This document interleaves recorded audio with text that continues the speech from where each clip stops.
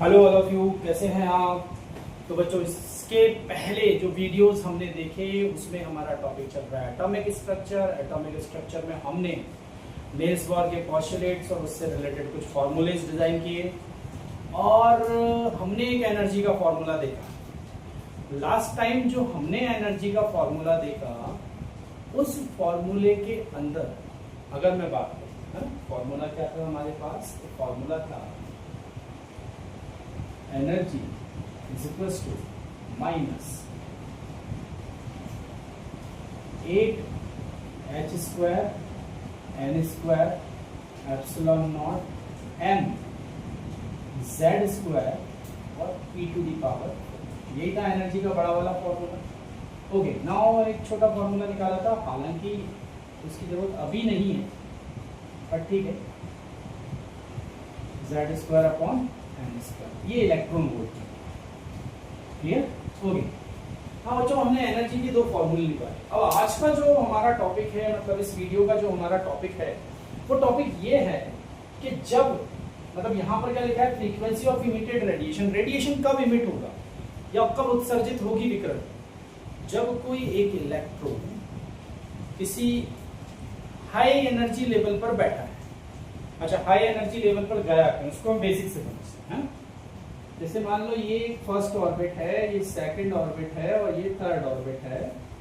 Electron यहां पर था, बाहर से कहीं से उसने एनर्जी लिया, एब्जॉर्ब किया और वो यहां चला गया। क्लियर है? तो एनर्जी एब्जॉर्ब करके इलेक्ट्रॉन अपनी ग्राउंड स्टेट से हायर एनर्जी लेवल की स्टेट पर पहुंच गया। अब क्या हुआ? अब ये हुआ कि ये कुछ समय तक, और वो कुछ समय कितना है, 10 to the power minus 8 second, इतनी देर तक के लिए यहां पर रहेगा और वापस लौट कर आएगा। जब ये वापस लौट कर आया है तो जो एनर्जी इसने ली थी वो वापस से रिलीज करेगा। अब उसी एनर्जी की फ्रीक्वेंसी क्या है वो हम फाइंड करते हैं, और जैसे ही हम इसका फॉर्मूला निकाल लेंगे वैसे ही फिर हम स्पेक्ट्रल लाइंस के बारे में भी कुछ आगे डिस्कशन कर पाएंगे। समझ में आई बात बच्चों? मैं क्या आपको बताना चाह रहा हूं, इलेक्ट्रॉन अपने मूल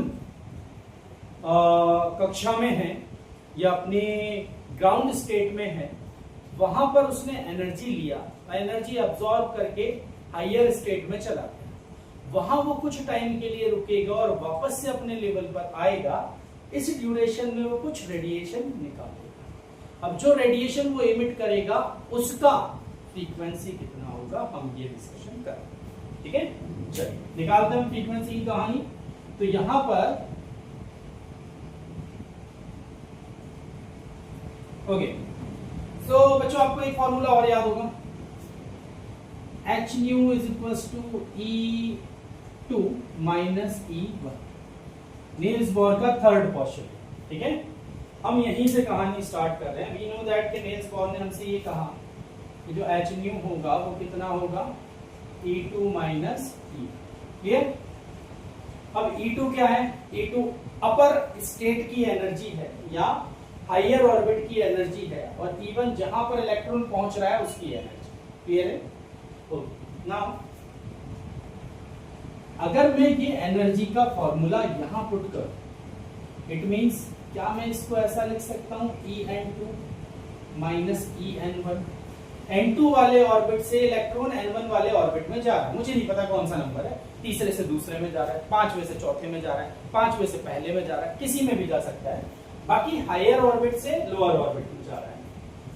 then h nu is equal to En2। अब N2 को अगर मैं यहां से इंट्रोड्यूस करना चाहूं तो मैं लिखूंगा m z square e to the power 4 upon 8 h square n की जगह N2 आ जाएगा और एप्सिलॉन नॉट स्क्वायर, माइनस और माइनस प्लस, क्योंकि एक यहाँ का माइनस और एक इस फॉर्मूले का माइनस।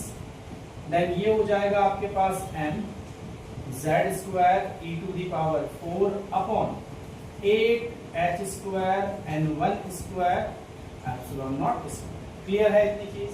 ओके, नाउ मैंने यहां से सिर्फ न्यू को रहने दिया और h को ट्रांसपोज कर लिया, और यहां से जो जो कॉमन आ रहा था उसको ले लिया। जैसे m z स्क्वायर और e to the power 4 upon 8 h² और एप्सिलॉन नॉट स्क्वायर, और एक h यहां से नीचे पहुंचेगा तो ये क्या हो जाएगा h3।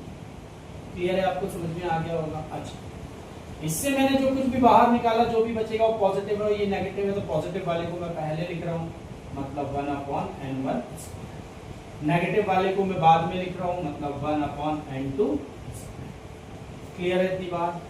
तो हमें यहां से एक फ्रीक्वेंसी फाइंड हुआ, और वो फ्रीक्वेंसी कितना है, वो फ्रीक्वेंसी कितनी है, nu is equal to mz² e to the power 4 upon 8h³ epsilon naught square.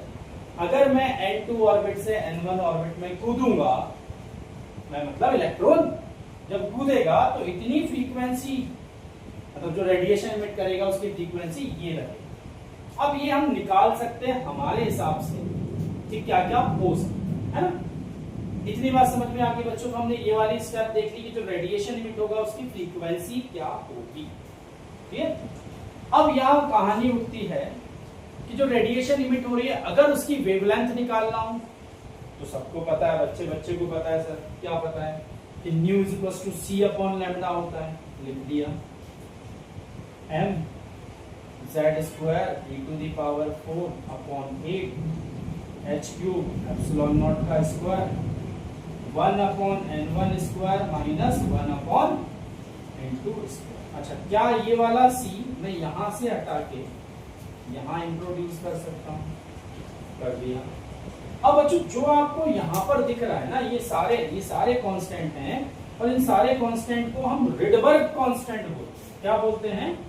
Rydberg constant. तो 1/λ is equal to r bracket के अंदर 1/n1² माइनस 1/n2²। क्लियर हो रही है बात सभी को? सब समझ में आ गया ये कि जो रेडिएशन इमिट होगी उसकी फ्रीक्वेंसी ये होगी, जो रेडिएशन इमिट होगी उसकी वेवलेंथ ये होगी।